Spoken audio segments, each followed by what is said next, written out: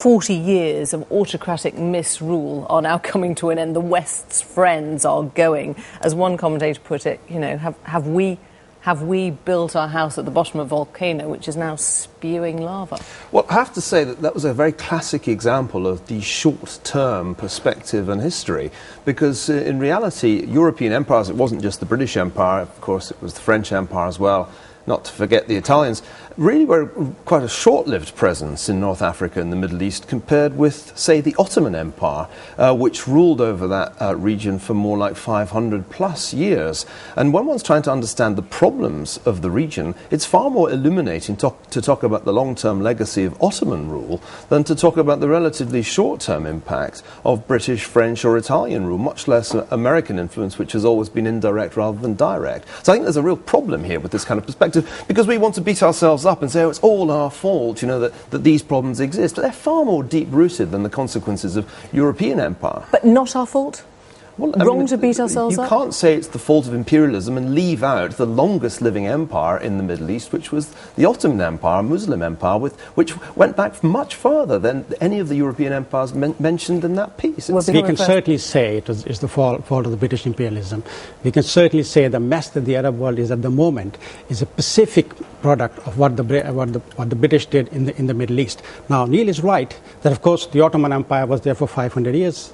But the legacy of the Ottoman Empire was almost wiped out by the British. Let's take the example of Iraq.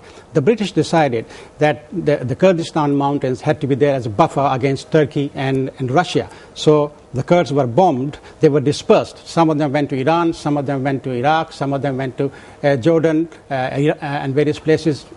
So they will be forever. So they will be forever fighting for a single nation wiped state. Out, don't you? That the Ottoman Empire was wiped out. I mean, isn't it a question of whoever is strongest, whoever has the dominance, rules that part of the world? That's let's be absolutely clear here. I mean, the culture that exists in the Greater Middle East and North Africa today bears very, very few resemblances to the culture that the Europeans tried to implant there, beginning in the late 19th century and carrying on through to the mid-20th century. It owes far more to the long-lasting impact of, say, Islam. Let's not forget that, which has had the biggest impact on the region of any empire. This seems to me the problem with arguing that it's all the fault of British imperialism. Yeah. That's to misdiagnose the problems. Well, let me just pick up on one of your quotes, important point, which is slightly different, which is when you look at the problems that currently exist in a country like Egypt, they have far more to do with the ways in which those countries have been governed in the last 30 years than with anything that happened under British rule. Precisely, I couldn't agree with you more. But the last 30 years have been dominated essentially. First of all, there was a continuation of the British policy.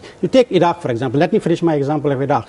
Saddam Hussein followed the British policies of bombing Kurds, of persecuting the Shia, and imposing Sunni majority rule. But it wasn't the British policy to bomb Kurds.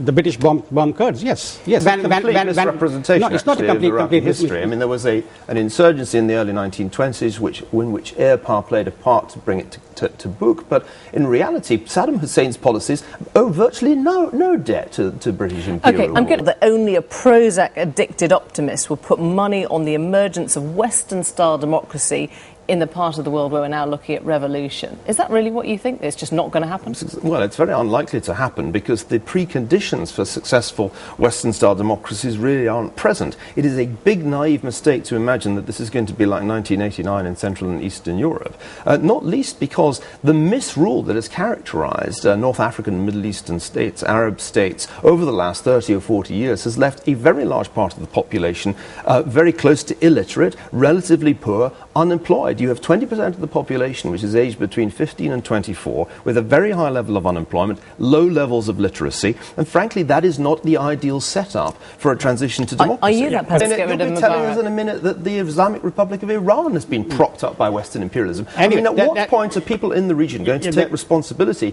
for the defects of their own nationalist regimes that came into existence after the fall of British rule and are responsible for the poverty and chronic failure of these societies now? These are not things you can blame on imperialism. Precisely what here. The long-term story of the last 600 years is that there's a remarkable surge which puts the West way ahead of the rest, including the Islamic world. But is that to do with Islam? Well, it's partly to do with Islam, because if you want to ask the question, why did the scientific revolution not happen in the Muslim world, it's largely because the clergy resisted it, and that's why the scientific revolution of the 17th century only happens in Europe. To some extent, this is true. Well, to a very large extent. Well, they prohibit, for example, printing in the Ottoman Empire for 200 years after it's general in Europe.